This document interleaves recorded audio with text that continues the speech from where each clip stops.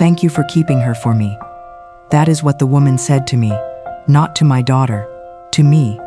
She said it on the lawn outside the gymnasium, about 4 minutes after my girl walked across that stage, and she said it while she was holding out a little leather box with a set of house keys in it, and she was smiling at me the way you smile at a woman who has watched your bag while you went to the restroom. The house those keys opened is in Belle Meade, Tennessee.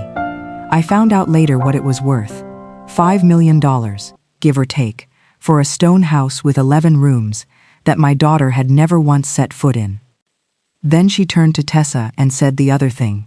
She said, "You turned out worth coming home for." I had raised that child for 18 years. I had not seen this woman one time in my life. And my daughter took the keys. 9 days later, I stood at the back of a ballroom in Brentwood and watched my 22-year-old hold up a photograph of herself at 11 years old, on a purple bicycle, in front of 60 people in evening clothes. She asked that room one question. Not one person in it would answer her. There was a photographer in there who quit taking pictures and just stood against the wall with his camera hanging off his neck. I will get you to that ballroom, I promise. But before I do, I want you to hold 4 things in your hand, because these are the 4 things that came apart on me over those 9 days. A stack of photographs of my house that I never knew existed. An invoice for 8 days of surveillance in July, paid in full. 1 line in an old email, 7 words. She turned out fine, leave it alone. And a gray car that used to park in front of my neighbor's mailbox on Hensley Street in the summer of 2014.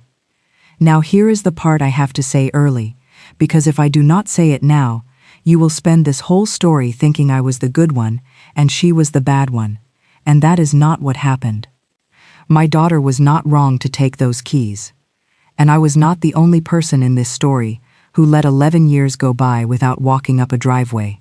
My name is Maureen Stallard. Everybody in Cookeville has called me Reenie since about 1984. I am 62, and for 27 years I have worked the alterations counter at a dry cleaner on Jefferson Avenue, which means I have spent most of my adult life on a stool with pins in my mouth, telling people the truth about their own bodies as kindly as I know how. There is a thing I say at that counter so often that the girls up front say it along with me. I can let it out, or I can take it in. I cannot make it a different dress. Let me say thank you for being here. If you are new, this channel is for the women who did the staying and never got it written down anywhere. Subscribe so you do not lose us. And down in the comments today, I want one thing from you. Has anybody ever tried to buy back a place in your family that they walked out of on their own 2 feet? All right, come back with me to the last Saturday of that May. I had driven up from Cookeville the day before, an hour and a half on Interstate 40, in a Buick I bought used in 2014. Somewhere past Lebanon, the front end started ticking above 60 and quit when I slowed down. Tessa said, "Do not worry about it." I said, "That is easy to say when it is not your wheel bearing." That morning I put on a navy dress I had tried on 9 of before I bought, in a fitting room with a light that made me look like a woman at the end of a double shift. 27 years of hemming other people's clothes, and I still could not find one that hung right on me. My hands do not loosen up until about 9 in the morning now. That is what 62 looks like from the inside. Tessa laughed at my purse. Tissues, ibuprofen, reading glasses, 2 safety pins, a granola bar out of the Dollar General on Willow, and a travel sewing kit. "Mama," she said, "it is a graduation. It is not the Oregon Trail. Laugh all you want. Somebody in our row is going to pop a button before noon, and I am going to be the one who fixes it." She kissed the side of my head. That was us. That had been us for 18 years. She crossed that stage a little after 11. Structural engineering. Honors. They read out Tessa Marie Stallard, and I need you to understand that the last name was not a technicality to me. That name went on every report card, every field trip form, every dental release since she was 6 years old. When they said it out loud, I put my hand over my mouth like a woman at a funeral, which is a strange thing to do at a graduation, but I could not clap and hold my face together at the same time, so I picked. Afterward, we pushed out onto the lawn for pictures. 81 degrees, cut grass, other people's perfume, and that is when I saw my daughter check her phone. Once, then again. Everything all right? Yeah. She checked it a third time. I gave her the look. Every mother grows that look somewhere around 7th grade, and it never expires. She let out a breath. There is somebody here I was not sure would actually show up. Who? She did not answer me. She was looking over my shoulder. I want to describe this woman correctly because I have had a long time to think about how she came across that lawn. 53, maybe. Ivory suit, dark glasses, 2 people behind her, a young woman with a phone in her hand, and a man carrying a leather folder flat against his chest like a hymnal. And here is the part I keep going back to. That lawn was packed shoulder to shoulder with families in folding chairs and grandmothers parked on their walkers, and every last one of them moved out of her way without being asked. She did not break stride once, not one time, in 100 feet. I have been on the other side of that walk. I have stood at a counter, waiting for a woman like that to finish a phone call before she would tell me where she wanted her hem. Tessa's face went the color of the inside of a potato. Mama. What? That is her. The woman stopped 4 feet from us and took off her sunglasses, and I will give her this much. Her chin was not steady. Tessa, she said. Then she looked at me, and she used my whole name. Maureen. Nobody has called me Maureen since my mother died. She put her hand out. Adelaide Marchbanks. The name did not mean one solitary thing to me. I stood there with my purse on my arm and my hand out like a woman being introduced to somebody's aunt at a wedding. Then she said, I am Tessa's mother. There were 400 people on that lawn. A man by the flagpole was hollering for somebody named Denise. Somebody's little boy was crying about a balloon. I heard every bit of it and none of it. I looked at my daughter. She would not quite meet my eye. You knew about this? A few weeks, she said. She emailed me. I did not know if it was even real. A few weeks. I was going to tell you. And Adelaide Marchbanks said, I asked her to let me explain it to you in person. I want you to hold on to that sentence. Not the house. Not the money. That sentence. She had asked my child to keep something from me, and my child had said yes. Behind her, the man with the leather folder unbuckled the strap. 9 days out from that ballroom. 9 days from a photograph of a purple bicycle and a room full of people who had no earthly idea what they had put on their calendars. And right then, standing in the grass in a navy dress with pins still in my purse, all I knew was that a stranger had used my first name and that my daughter had gone quiet. I need to back up 18 years, and I am going to do it fast, because I have learned that people tell this part of a story too slow and too sweet. February of 2007. I was 44 years old, single, working the same counter I work now, living in a rented duplex on Hensley Street in Cookeville, with a window unit that only cooled 1 room. I stopped at the Food City on West Broad after work for milk and detergent.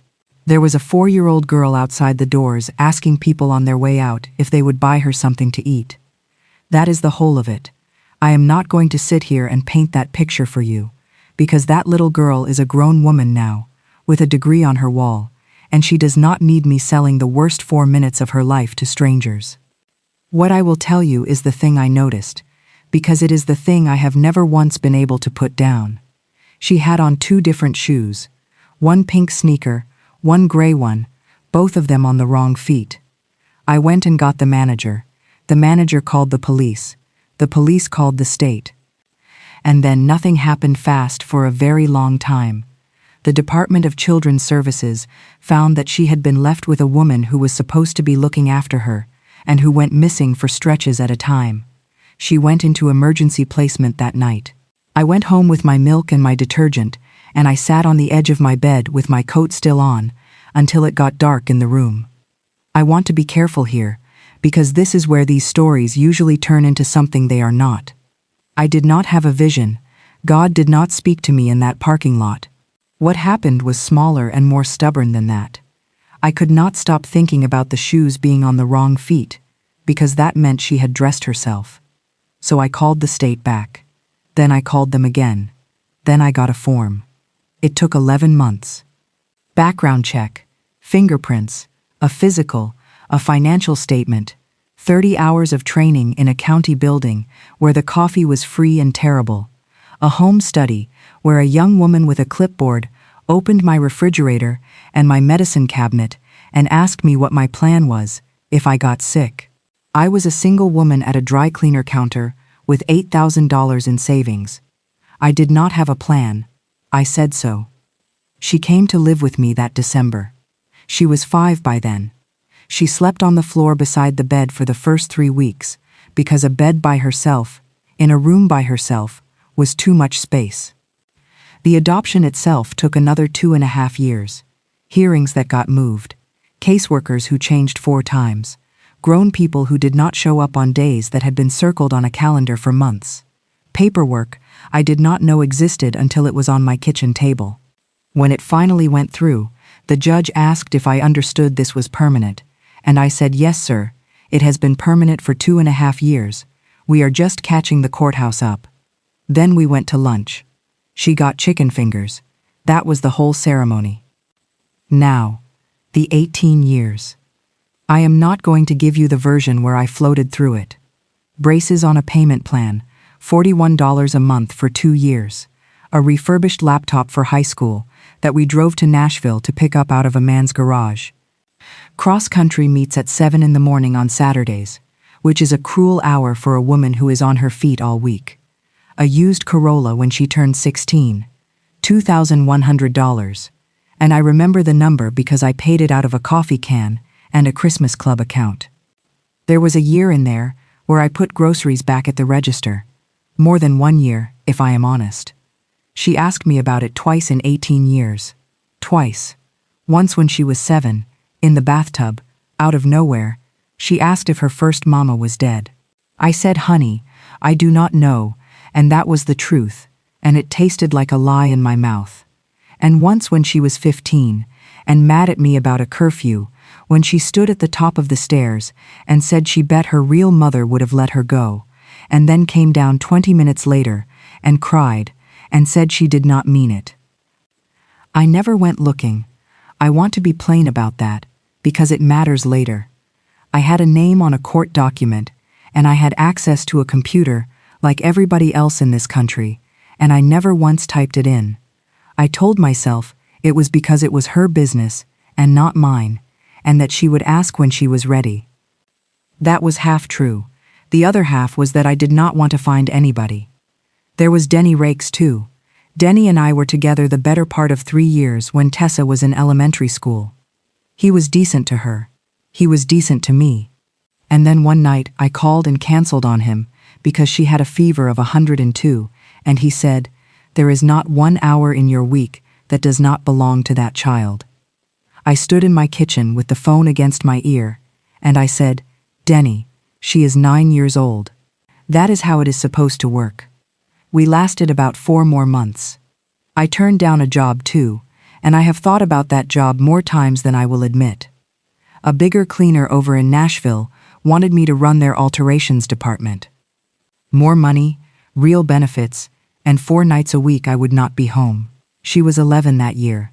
I said no on the phone without asking for a day to think about it, which is not like me at all. That is the same summer, by the way. The summer she was 11. That is the summer she broke her wrist on a purple bicycle in our driveway on Hensley Street, trying to jump the curb, because a boy named Tyler said girls could not do it. She made the curb. She also made the emergency room, and she wore a bright green cast for 6 weeks and made everybody she knew sign it. And that is the summer a gray car sat down at the end of my street. I did not know that. I am telling you now, because you already know it from the list I gave you. I did not know it for 11 more years. Here is what I did know that summer, and this is the part that has cost me the most sleep since. My neighbor Juanita Skaggs told me about that car. She told me to my face, standing in my carport, and I laughed. I will get to Juanita. By that last Saturday in May, I had knees that complained on the stairs and a retirement account that was smaller than I had planned on at 25. And I had been to every parent-teacher conference, every meet, every band concert her friends were in that she did not even play in. And I had a daughter with a degree in structural engineering, walking across a stage with my last name on her. None of the other things felt like they weighed anything at all. So when I say that a woman in an ivory suit walked up on that lawn and thanked me for keeping her, I want you to understand exactly what she was thanking me for. She was thanking me for 11 months of paperwork, 2.5 years of hearings, and 18 Christmases. Like I had been holding her coat. Back to the lawn. The man with the folder came around Adelaide's shoulder and held it open, and she took out a photograph and handed it to my daughter. It was a house. Stone, 2 stories and a half, with a slate roof and a driveway that curved so you could not see the end of it from the road. There were old trees in it. That is the part I remember. You cannot buy trees like that. You can only buy the ground somebody else's grandfather planted them in. Tessa looked at it and did not say anything. This one is in Belle Meade, Adelaide said. I have lived in Tennessee my whole life, and I know what that word means, the way you know what it means, where you are from. Every state has a Belle Meade. It is the part of town people say in a certain voice.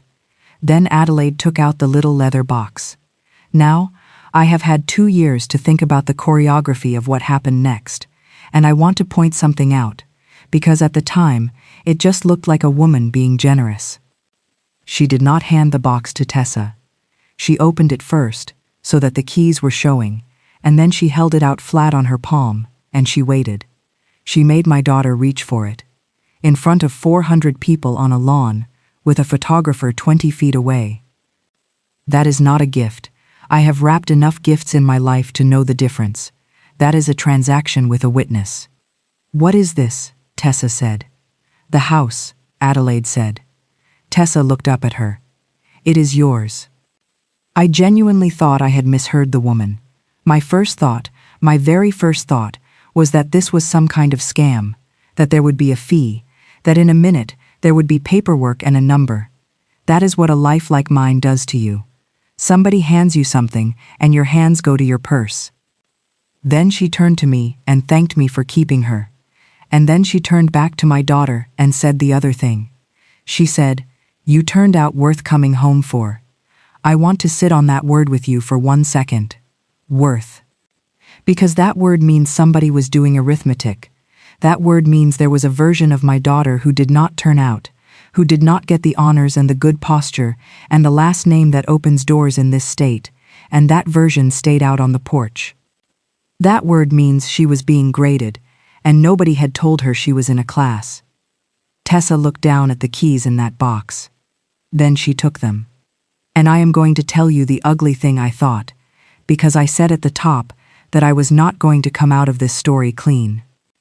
I thought, well, that is all it takes then. 18 years, and a stranger comes with a photograph of a house. I hated myself for it before the thought was even finished. Not because it was cruel to her, though it was, because it was not even true. She was 22 years old, and somebody had just laid an entire life on her palm in a leather box, and I had watched that child check the price of shredded cheese against the store brand for 4 straight years. Anybody who tells you they would have handed those keys back is either rich or lying. Tessa turned around to me. She had the box in one hand and her cap in the other. Mama. I could not get my mouth to do anything. She closed her fingers over the keys. Not tight, just close them. Before I decide anything, she said, I want to hear why she came back. Then she turned and looked at Adelaide Marchbanks when she said it, which I want you to notice, because she did not ask her mother why she left. That was the question I would have asked. That was the question I had been braced for my whole life. My daughter asked her why she came back, and Adelaide smiled at her like that was the right answer on a test.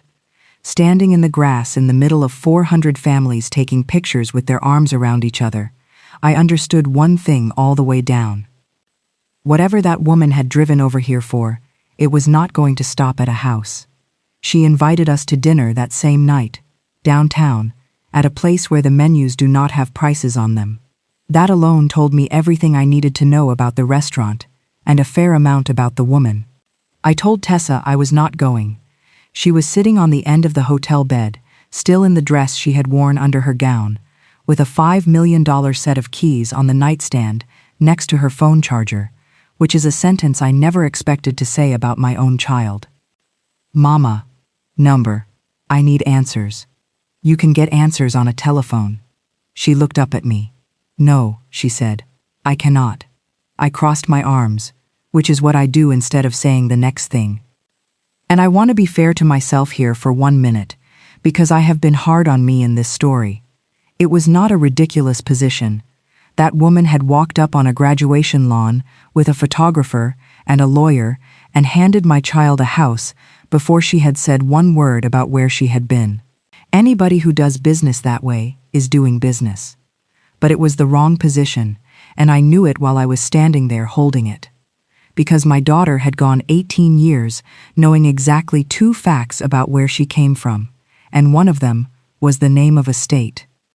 You do not owe that woman a dinner, I said. I know. Then why are we going? She looked down at her hands, and she said, because I need to know why she left me. That ended the argument. I have not won an argument that started that way, and I never will. I went. The restaurant was on the 2nd floor of a hotel by the river. White cloths, low light, waiters who topped off your water without you ever catching them at it. I had on the navy dress again because it was what I had. Adelaide was already there. So were 4 other people. The first man stood up. The second Tessa came around the corner. Mid-50s, tall, gray at the temples, good suit and no tie. And he did not stop looking at her. Not in a rude way, in the way of a man who has forgotten there are other people in a room. Tessa, he said. She stopped walking. Adelaide stepped in beside him. This is Hollis. Something in the way she said it made the back of my neck go cold. Hollis looked at Adelaide, then back at my daughter. My husband, Adelaide said. Tessa frowned a little. He took one slow step forward, and Adelaide finally said the rest of it. And your father. Nobody at that table said one word. Tessa's face went blank. His did not. His was worse. That man looked like somebody had shown him a photograph of a wreck. You are sure, he said to Adelaide. The results came back in March, she said. He turned all the way toward her. March. Hollis. You told me she died. Tessa flinched. I saw it. Her shoulder came up about half an inch. So did I, honey. So did I. Adelaide looked around the dining room. This is not the place. Hollis gave one short laugh with nothing in it. Where would you like me to find out my daughter is alive, Adelaide? A waiter came up holding menus, looked at the table one time, and backed away without a sound. Under any other circumstance in my life, I would have laughed at that man. Instead, my daughter sat down. So did I. Across from us were the other 2. The boy stuck his hand out and said his name was Cheney, 21, clean cut, a watch on him that cost more than my Buick. He looked at Tessa the way you look at somebody who has parked in a space you have been using for years. The girl next to him was Bertie, 18. She had a smile on her that was mostly nerves. Hi, she said. Tessa gave her a small one back. Hi. Then Adelaide took hold of the evening again, and she told the part of the story she had decided was suitable for a public room. When Tessa was born, she had been married to Hollis less than 2 years. She had been involved with somebody else during that time. She did not know for certain who the father was, and she was afraid that if it came out, the marriage would end and she would be put out of that family entirely. So you gave me away, Tessa said. Adelaide's mouth tightened. I arranged for you to be cared for by somebody I trusted, while I sorted it out.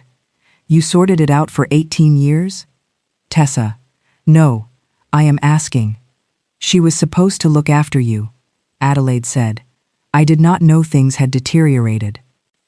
And I opened my mouth. I had told myself in the elevator that I was going to sit there and be furniture, and I lasted about 9 minutes. You did not know because you quit checking, I said. She looked at me, her face barely moved, but something behind it did. I was very young, she said. I nearly laughed out loud. She was 31. At 31, I had a car payment, a full-time job, and enough sense to know that you do not lose track of a child because being an adult got inconvenient. I kept that to myself.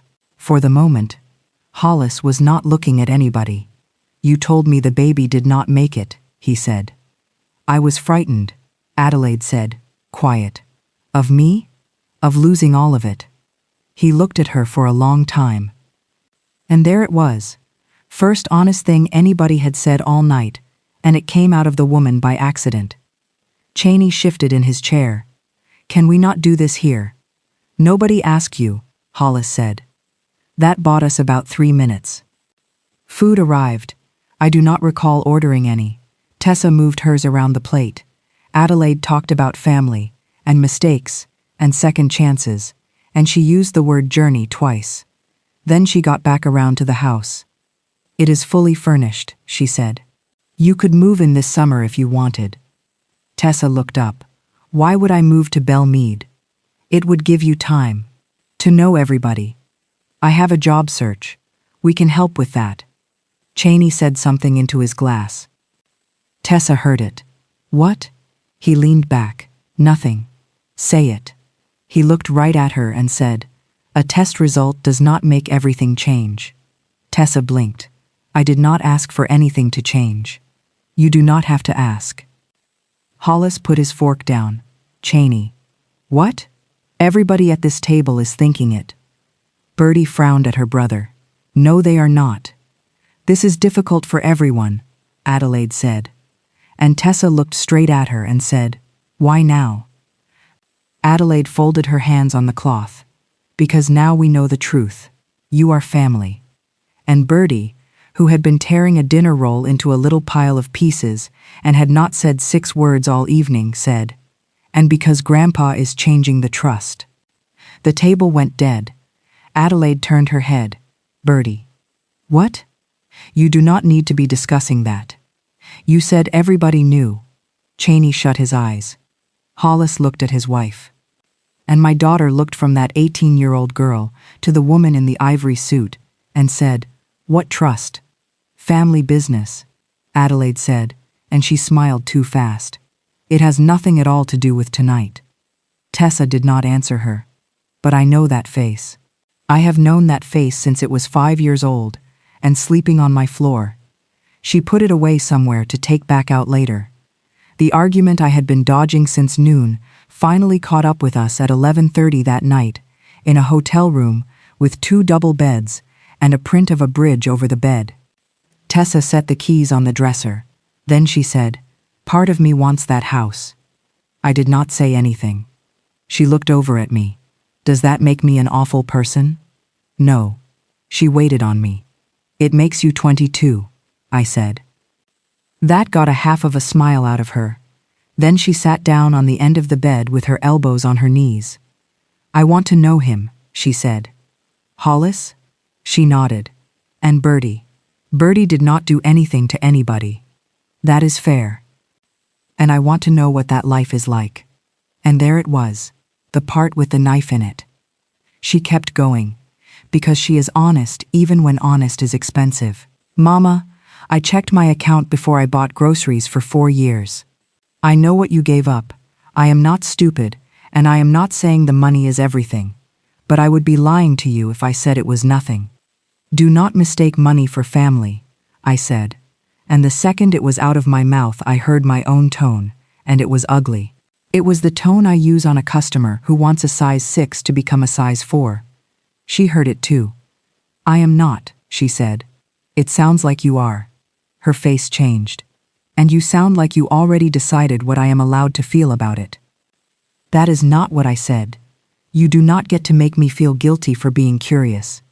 I am trying to protect you. From what? From finding out where I came from? From people who all of a sudden decided you matter? And my daughter stood up off that bed and said the one thing she regretted before she got to the end of it. You got 18 years with me. The room went quiet. She put her hand over her mouth. Mama, I did not mean. I know, I said. I went in the bathroom and shut the door. Not slammed, just shut. And I sat on the lid of the toilet with a folded hand towel pressed against my face, because apparently a hotel bathroom is where a 62-year-old woman goes when she does not want her grown daughter to hear her. She knocked a few minutes later. I am sorry. I wiped my face. I know you are. And I did know. She was confused, and she was 22, and she had been handed a life in a leather box. I was confused, and I was 62, and I had been thanked for holding somebody's coat. Both of those things were true in the same room at the same time. The next morning, I caught Adelaide in the lobby before her car came. I asked her one question, just one. When was the first time you knew she was alive and where she was? She stopped with her hand on the strap of her bag. Some years ago. How many years? And her face went to a temperature I had not seen on it yet. Cool. And a little bit tired, like I had asked her something rude at a dinner party. Does that really matter now? She said. I looked at that woman for a long few seconds. Yes, I said, it does. She did not answer me. Her car came. That afternoon my phone rang with a Nashville number. A woman introduced herself as Harriet Vestal and said she was an attorney representing Ansel Marchbanks. I said I did not know who that was. She said he was Hollis Marchbanks' father, and that he was 84 years old, and that he had asked her to make this call himself. Then she said, before your daughter makes any decisions, I believe there are some things the two of you ought to be allowed to look at. I stood at the hotel window, looking down at a parking garage. What things? There was a pause on that line. I have thought about that pause a lot since. Photographs, she said. Her office was on the 4th floor of a building off West End, and she did not waste 1 minute of our time with an explanation first. She waited until we sat down, and she laid a photograph on the table and turned it around so it faced us. I knew what it was before it finished turning. My driveway. Hensley Street. A girl on a purple bicycle with her hair coming out of a ponytail and a bright green cast on her left arm. I picked it up. My hands were not steady, and I did not care who saw it. That is the summer she broke her wrist, I said. Tessa leaned in. You remember that? You told Tyler Boyd you could jump that curb, and then you jumped it. I made the curb, she said. You made the emergency room, is what you made. Any other day of my life she would have laughed at that. She did not laugh. Harriet Vestal put down another one. It was me, coming up the walk with 2 Food City bags, in a shirt I wore for 9 years. Then another. Tessa, on the front step with a popsicle, and her cast held up out of the way. Then one of the both of us going down the steps early in the morning, her with a backpack on, me holding a travel mug, and looking irritated about something I could not begin to tell you now. There were dates printed in the corner of every one. July. 6 of the 8 days were a Monday through a Saturday. Tessa looked up. Who took these? Harriet Vestal folded her hands. A licensed investigator out of Franklin, she said. Who hired him? And that woman looked my daughter in the eye and did not soften one syllable of it. Adelaide Marchbanks did. Nobody moved. I felt something cold go down through the middle of me and settle. You are telling me, I said, that woman had somebody parked outside my house. Yes. For how long? 8 days. That time. The file itself is broader. Tessa picked up the bicycle photograph and held on to it. She knew, she said. She knew where I was. Yes. When? You were 11, Harriet Vestal said. I pushed my chair back and stood up, because all of a sudden sitting down was not a thing my body would do. 11 years old. That is 5th grade going into 6th. That is the summer of the green cast. That is the same summer I turned down a job in Nashville so I would be home at night. For 11 years that woman had known my street, my daughter's school, my name, my work. She had photographs of my child on her bicycle in my driveway, and she stayed in the car. Then Harriet Vestal turned over one more page, and she said, "There is one more thing, and I would rather you see it from me than from her." It was a printout of an email. Old formatting, Adelaide's name at the top, the investigators at the bottom, an attachment listed underneath about household and school and employment, and one line highlighted in the body of it, in yellow, 7 words long. "She turned out fine. Leave it alone." My daughter read it once. Then she read it again. She saw these, Tessa said. "Yes." And that is what she wrote back. "Yes." Tessa slid that page away from herself across the table with 2 fingers, like it was a plate she was finished with. And for the first time since that woman crossed the lawn, I watched the confusion go out of my child's face and something else come into it. Not crying, not yelling. She could have walked up the driveway, Tessa said. It was right there. She was already parked on it. We drove back to the hotel, and I did not say 4 words the whole way, because there was something moving around in the back of my head, and it would not come forward and hold still. It came up around midnight. A gray car. I sat up in that bed in the dark, and I said it out loud. A gray car. Tessa turned over. "What?"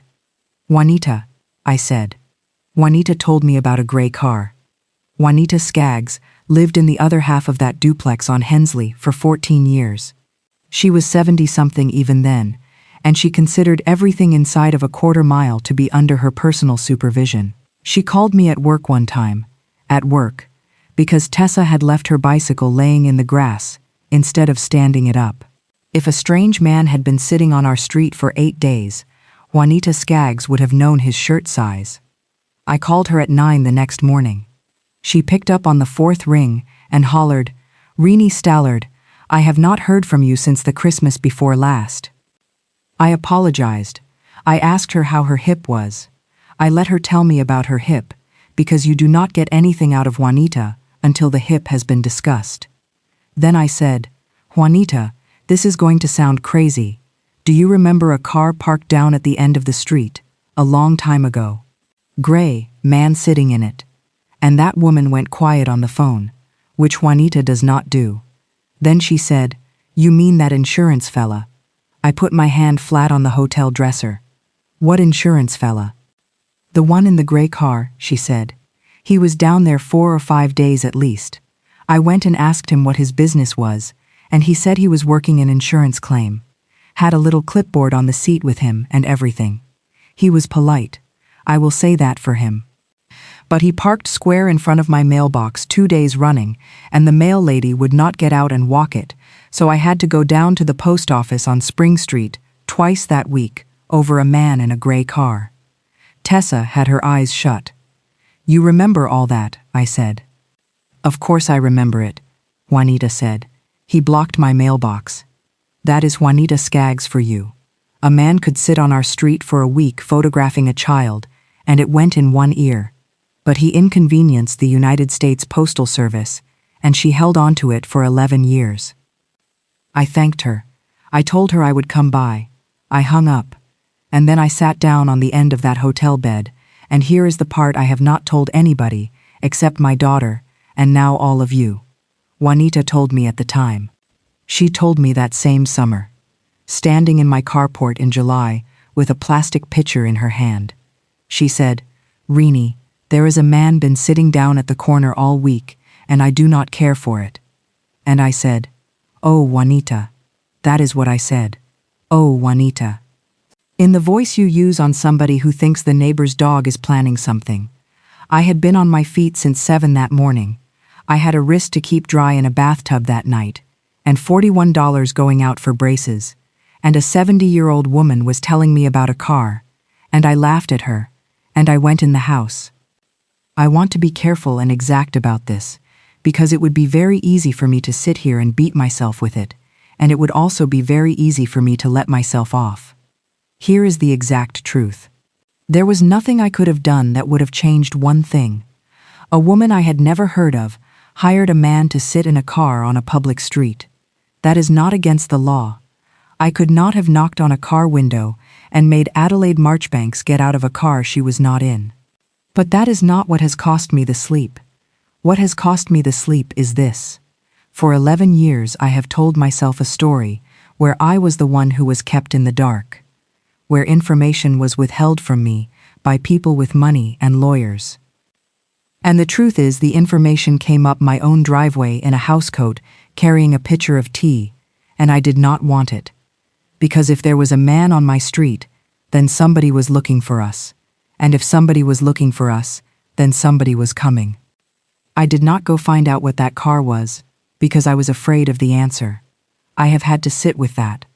So when I tell you later that I did not raise my voice at that woman in the ballroom, I want you to understand that it is not because I am a saint. It is because I was not entitled to. We went back to Harriet Vestal's office on the Tuesday, and this time she explained the money, and thank the Lord she explained it in English. Ansel Marchbanks is 84. He built the whole thing himself, starting in 1966. Cold storage first, then the freight terminals, and then the ground under the freight terminals, which is where the actual money turned out to be. He controls a family trust that pays out to his descendants. The DNA work in March established past any argument that Hollis is Tessa's biological father. That makes my daughter Ansel Marchbanks' biological granddaughter.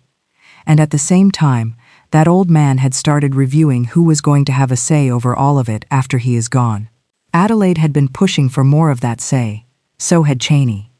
A public reunion with a lost granddaughter, Harriet Vestal said carefully, would position Mrs. Marchbanks as the person who restored this family, rather than as the person who concealed one of its members for 22 years.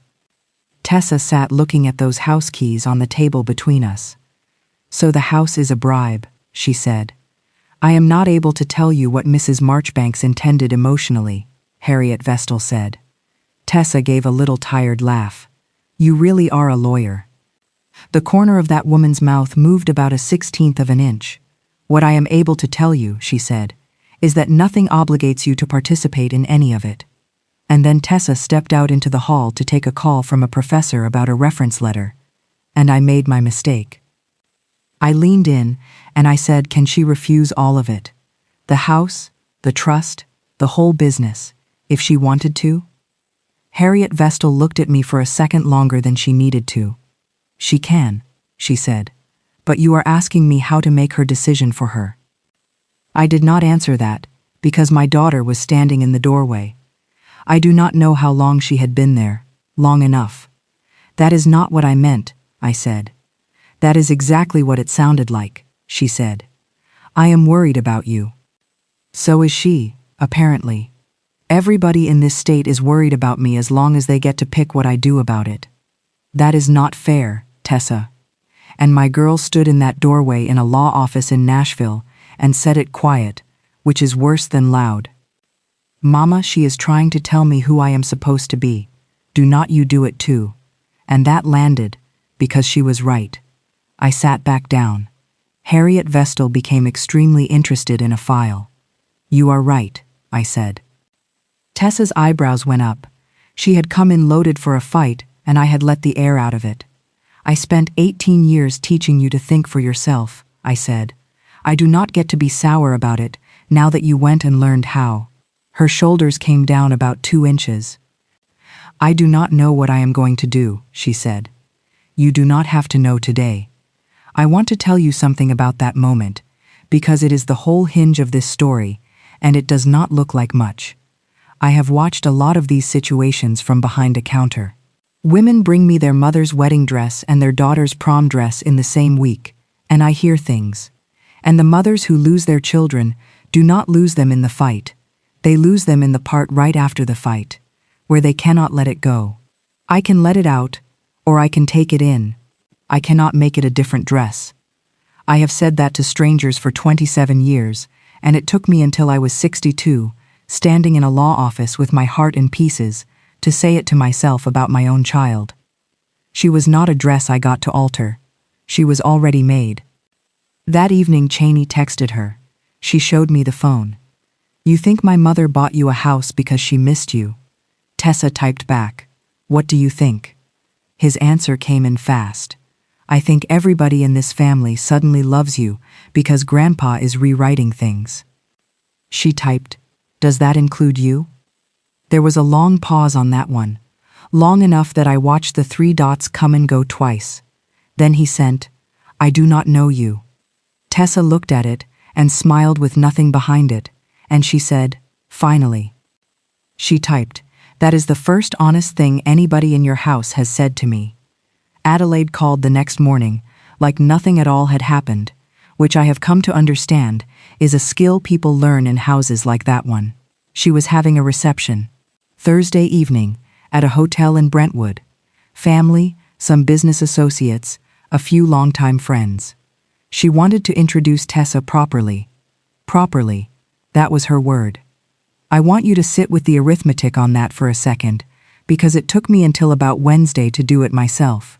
That woman had known where my daughter was for 11 years. She had found out for a fact that Tessa was Hollis's child in March. She had walked onto a graduation lawn in May. And now, 9 days later, she had 60 people and a ballroom already booked. You do not book a ballroom in 9 days. You do not get 60 people in Belle Meade to clear a Thursday in 9 days. She had that room held before she ever put her sunglasses back on, out on that lawn. The reunion was on a calendar before my daughter said yes to it. I expected Tessa to tell her no. I would have bet my Buick on it. Instead, my girl sat down at that little hotel desk and opened up Harriet Vestal's folder, and she went through it slow, 1 page at a time, all the way to the end. And then she went back and she took out the photograph of herself on that purple bicycle with the green cast, and she looked at it for a long while. Then she folded it into the inside pocket of her purse and put the house keys in on top of it. "You do not have to go," I said. "I know." "Then why are you going?" She was quiet a minute.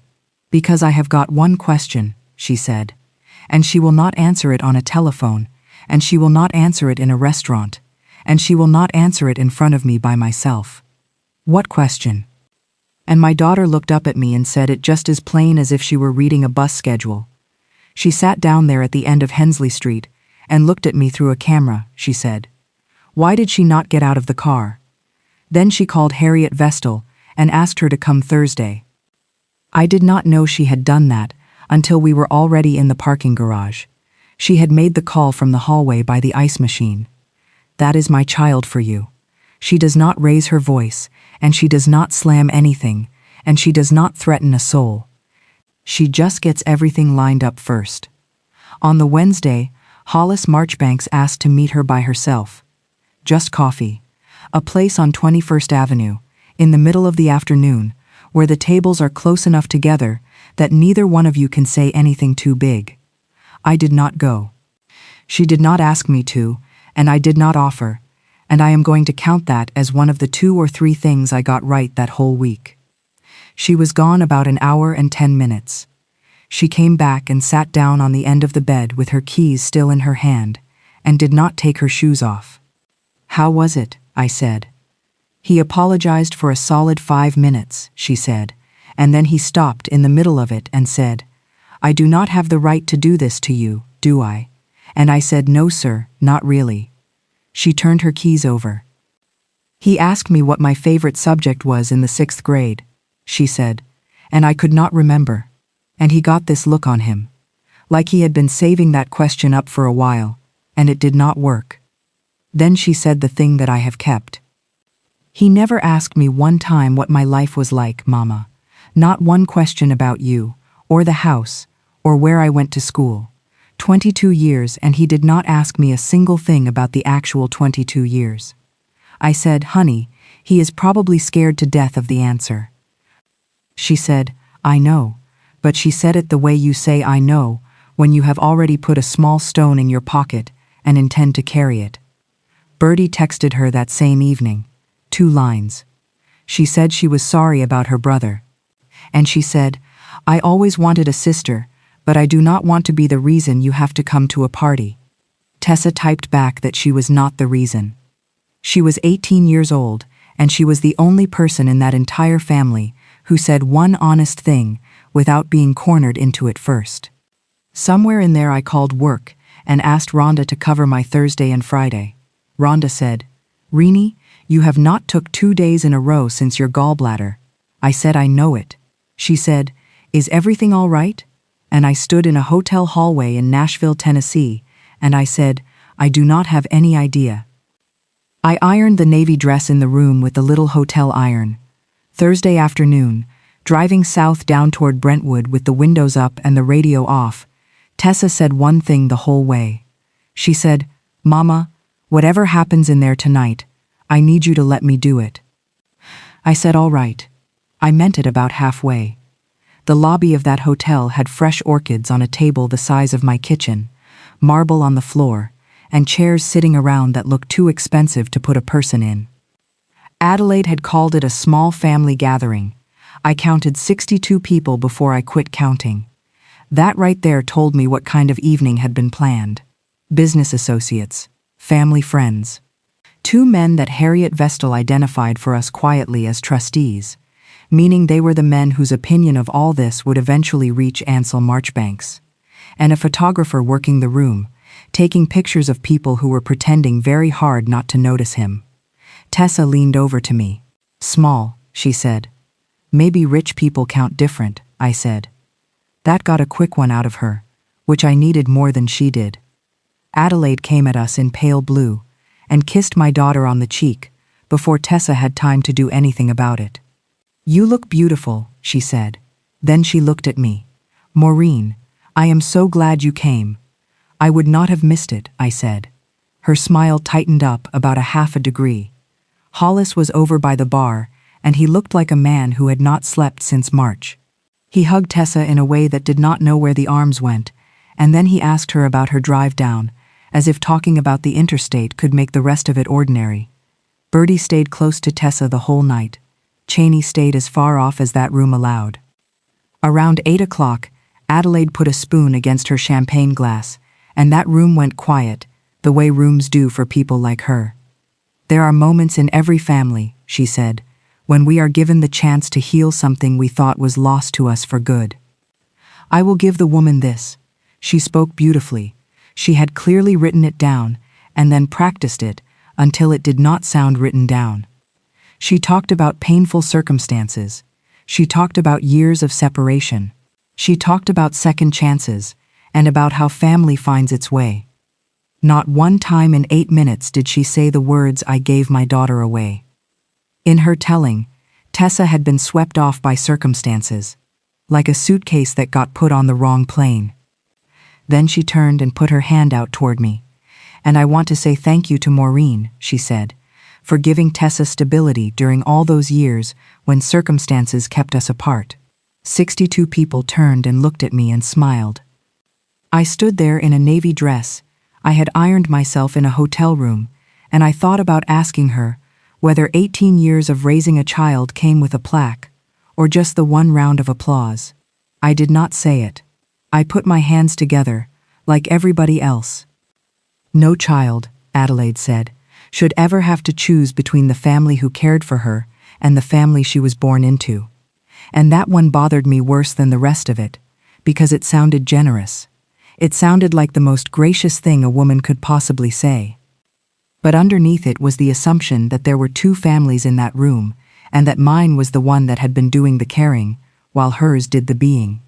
A man brought over the leather folder with the property documents in it. Adelaide put it in my daughter's hands in front of everybody.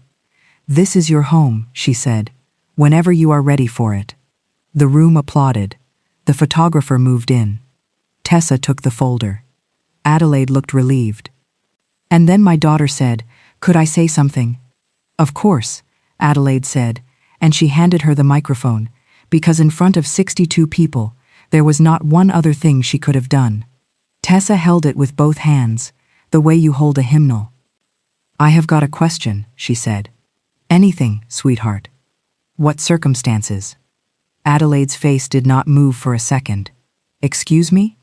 "You said circumstances kept us apart," Tessa said. "I have been trying for 9 days to find out what they were."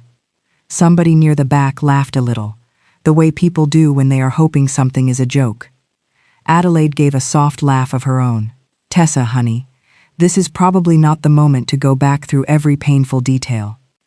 And my daughter looked around that ballroom, at the orchids and the trustees, and the man with the camera, and she said, "You invited 60 people and a photographer here tonight, to announce that I have come home." She let that sit. "I think you made it the moment," she said. "You could hear the ice in people's glasses." "When did you first know where I was?" Tessa said.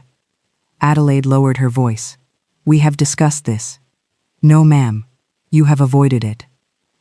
Hollis was not looking at his daughter anymore. He had turned, and he was looking at his wife. "How old was I?" Tessa said. Adelaide took a breath, and then she said it, because 62 people were waiting, and there was no version of not saying it. 11.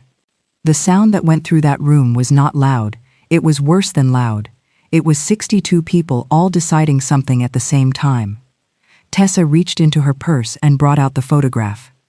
"Did you come and see me?" she said. Adelaide did not answer. "Did you call the house?" "Tessa, did you ask anybody whether I needed anything at all?" And Adelaide's face hardened right up, and she said, "You were safe." My daughter held that photograph up so the room could see it.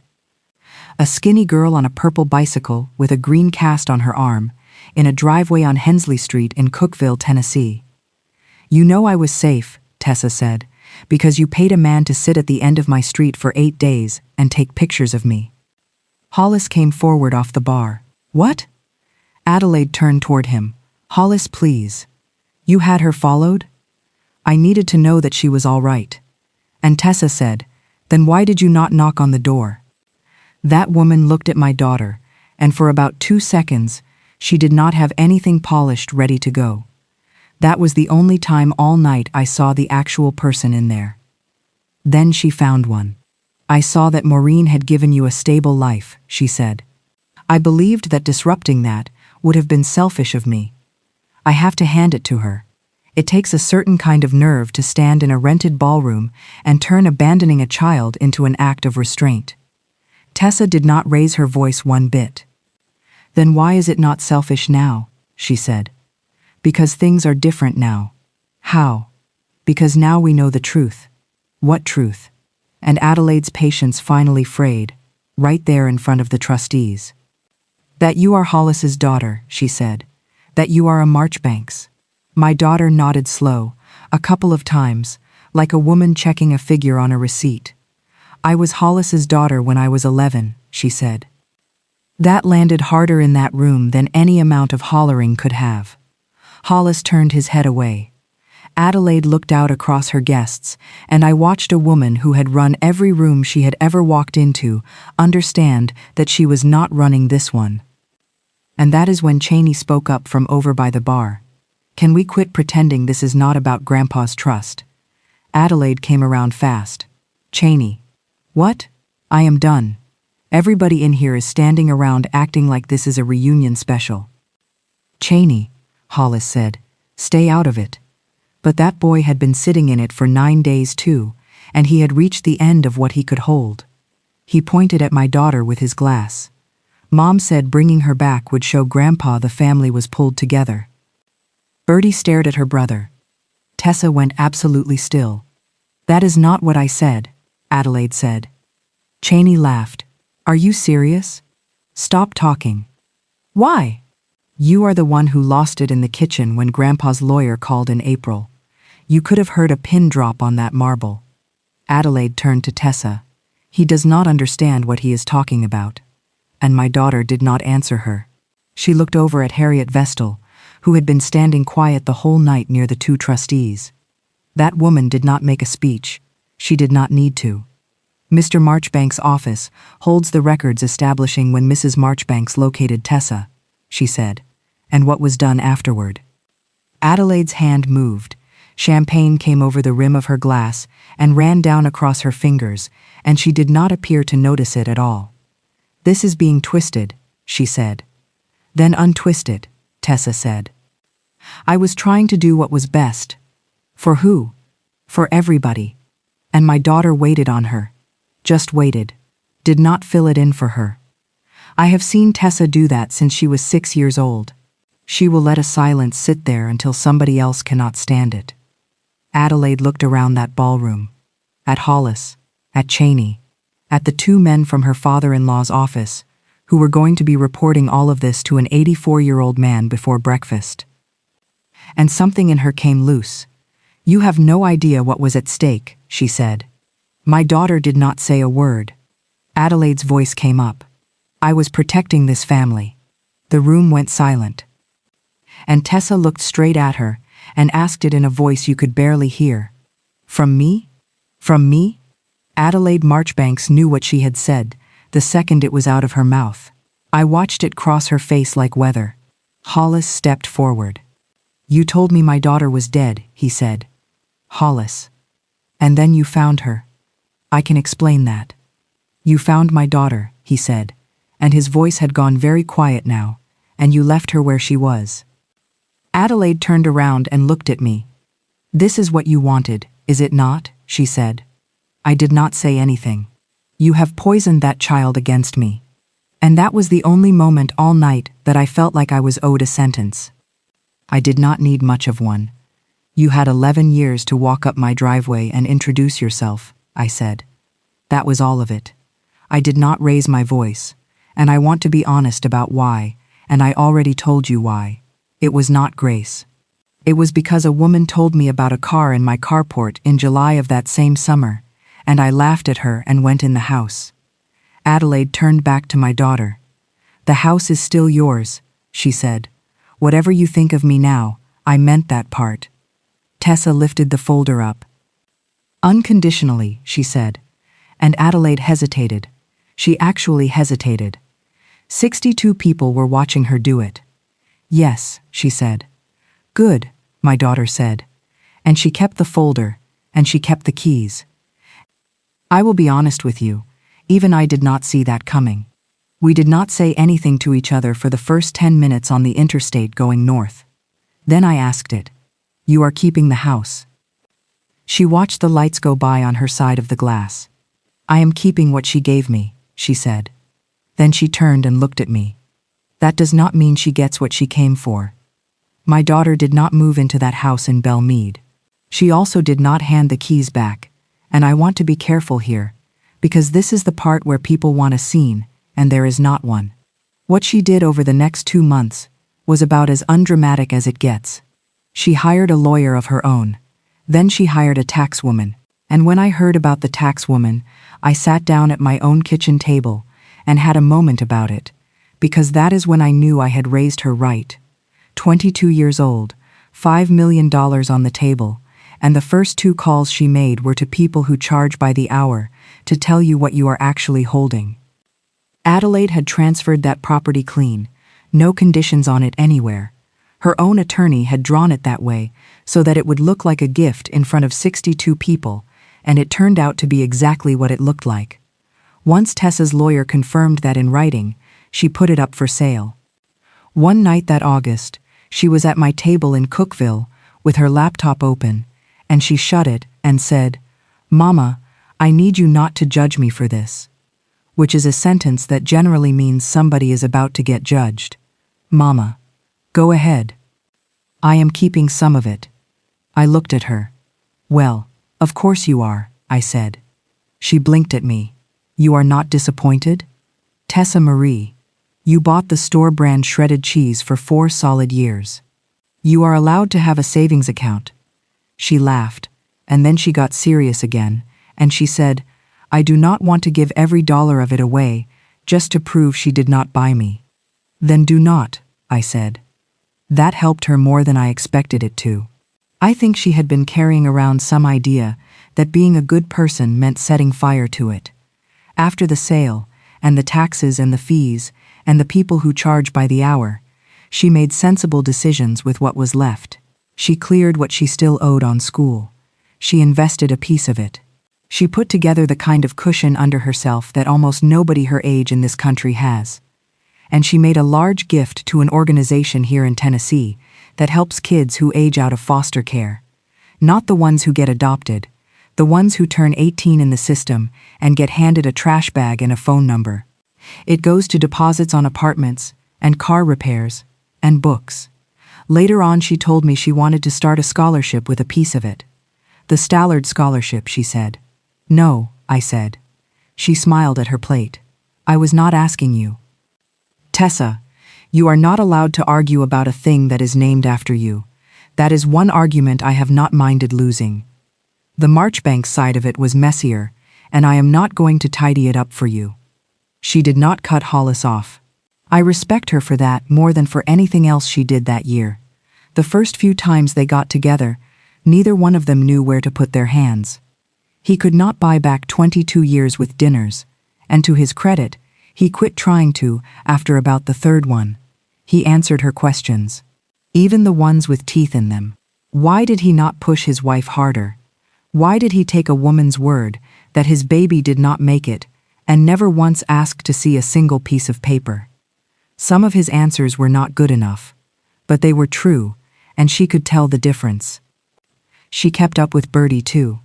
That girl has been to my house twice now and eaten 2 helpings both times. Cheney was another matter. He quit sending things after that night in the ballroom. About a month later, he sent exactly one more message. For what it is worth, my mother lied to all of us. Tessa showed me the phone. Are you going to answer him? She thought about it a while. Then she typed, for what it is worth, I know. That was the whole of it. Neither one of them has ever brought it up again. She kept the name. Hollis asked her once, careful as a man crossing ice, whether she had ever thought about adding Marchbanks onto it.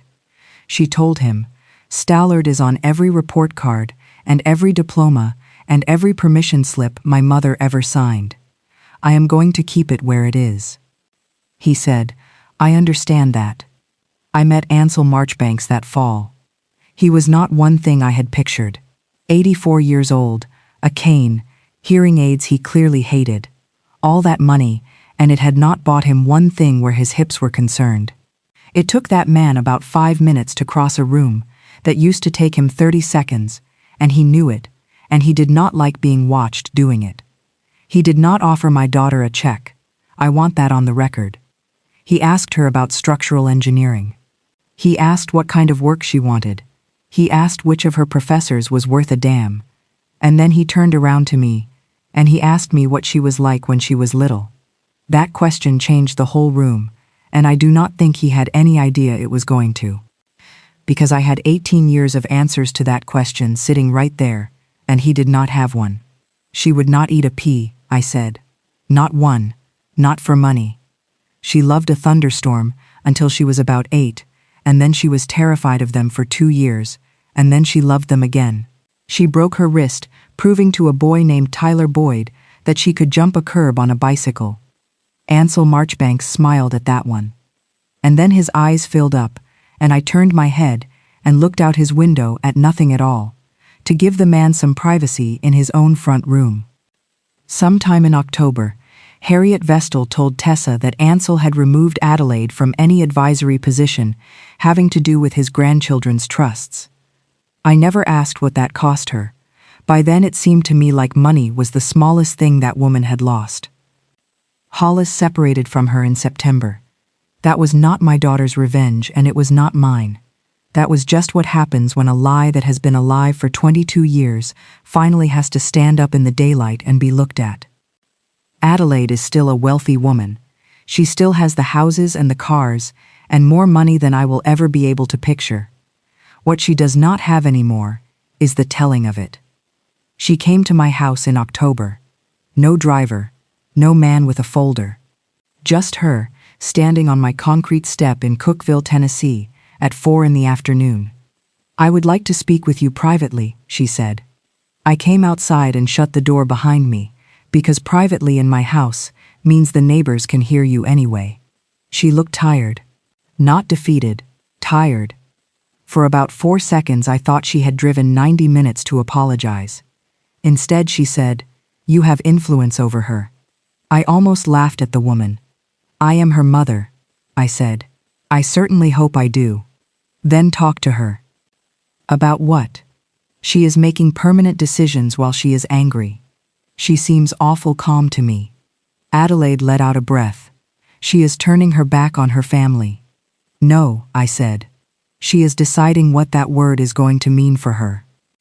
You do not understand. There it was again, that sentence. Third time I had heard it out of her in 5 months. And then she said something I do not believe she had planned on saying, because her voice went somewhere else when she said it. You have no idea what it is like to lose 18 years with your own child. I looked at that woman standing on my step. Nobody took those years off of you, I said. She stopped. You knew what street she was on. You had a photograph of her, on her bicycle in this driveway, right here. She looked off toward the road. You just never came up it, I said. She did not have one thing to say to that. And I was not interested in humiliating her. I want to be plain about it, because I could have. I had a whole speech in me that I had been writing in my head since May, and I have never once regretted not giving it. I only needed one thing said out loud, and then I needed to be done. Whatever my daughter decides to have with you from here on out, I said, is hers to decide, not yours, and not mine. Then I went in my house and shut the door, and stood in my own kitchen, with my hand still on the knob for about a minute. Now I am going to tell you the part I have not told anybody. Because I have made this sound like I came out of it whole, and I did not. In February, Tessa's car quit on her, on the interstate outside of Murfreesboro, at 8:40 at night, in the rain. She called Hollis. He was 25 minutes away. I was 1 hour and 10. It was the practical thing to do, and it was the right thing to do, and if you had put that decision in front of me, I would have told her to do exactly what she did. I found out about it on a Sunday, 3 days later, not because she was hiding it, because it did not occur to her that it was a thing worth reporting. And I stood at my own counter with a dish towel in my hand, and I understood something that I had been able to keep away from myself right up until that afternoon. For 18 years, I was the only phone number. I am not anymore. That is not something that heals up. There is no version of this story where I get that back. She has 2 now, and the other one has a shorter drive. I am glad she is not alone out there in the rain.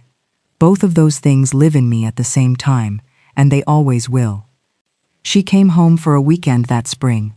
Inside of 5 minutes, she had my refrigerator open. Mama, why in the world do you still buy this terrible coffee creamer? Because apparently, $5 million could not do one thing for your manners. She laughed at that, and it came out exactly the way it did when she was 16 and standing in that same spot with the door hanging open, letting all the cold out. Over supper, she told me she had 2 offers. Good ones, both of them. One was in Charlotte. The other one was 40 minutes from my house. Do not you dare pick one because of me, I said. And she put her fork down and said, See, that is the difference. Between what? She said, You have wanted me to build my own life since I was 5 years old. Then she said the other half of it. She wanted me to become useful in hers. There is not a whole lot you can add to a sentence like that, so I did not try. She took the one in Charlotte, by the way. It was the better job. She was right to take it. Ansel Marchbanks came up to Cookeville that summer. He wanted to see where she grew up, which I thought was a strange request until he was standing in it.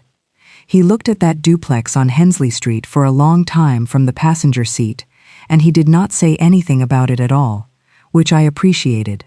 There is nothing a man like that can say about a house like that one that comes out right. Juanita came out on her side of the porch to see who it was. Ansel Marchbanks got up out of that car with his cane and went over and shook that woman's hand and thanked her for keeping an eye on things. She told him about her mailbox. Of course she did. When he was leaving, he took my hand in both of his, the way old men do, and he said, I do not know how a person thanks you for raising my granddaughter. I thought about letting it go. I am 63 now, and I have let a great many things go in my life, and most of them I would let go again. I did not let that one go. Mr. Marchbanks, I said, I did not raise your granddaughter. He looked confused. He is a little deaf, and I think he believed he had misheard me. I raised my daughter, I said. He held on to my hand a second longer. Then he said, Yes, ma'am. You did. Now let me tell you the last thing, and then I will let you go. That weekend she came home. We were doing dishes, and Tessa said out of nowhere, "You know what you always used to say at the shop?" I said, "I say a lot of things at that shop." She said, "You can let it out, or you can take it in. You cannot make it a different dress." I said, "Well, that is true." And she said, "Mama, you never one time tried to make me a different dress." I had to put the pan down. She said, "That woman had a whole picture of who I was supposed to turn into before she ever laid eyes on me. And when I turned out to match it, she came and got me. You never had a picture, you just kept letting the hem out." 27 years, I have said that sentence to strangers about their clothes. It took my own child to say it back to me about a person. For most of my life, I thought being a mother was measured in what it cost you, the money you did not spend on yourself, the sleep, the job in Nashville you turned down on the phone without asking for a day to think about it. My daughter taught me different, and she did not mean to. She does not remember half of those sacrifices. She never knew about the job. She has no idea what was in that coffee can. What she remembers is who was in the house.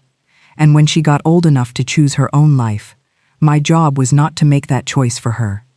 It was not even to protect her from making it wrong. It was to trust the woman I had already raised. I have thought a lot about that word Adelaide used. Out on that lawn. Worth. Like my daughter was a thing you appraise. Here is what I have landed on. You do not become worth coming home for. Nobody earns that. A child at 4 years old, standing outside a grocery store with 2 different shoes on the wrong feet, is already worth coming home for. And if you had to wait 18 years and see her diploma first, then you were never coming home. You were coming shopping. If somebody has ever tried to buy their way back into a place in your family that they walked out of on their own 2 feet, come tell me about it down below. I read them. I read every one. And if you are the one who stayed, and nobody has said it out loud to you, I will. The one who stays is the one the name belongs to.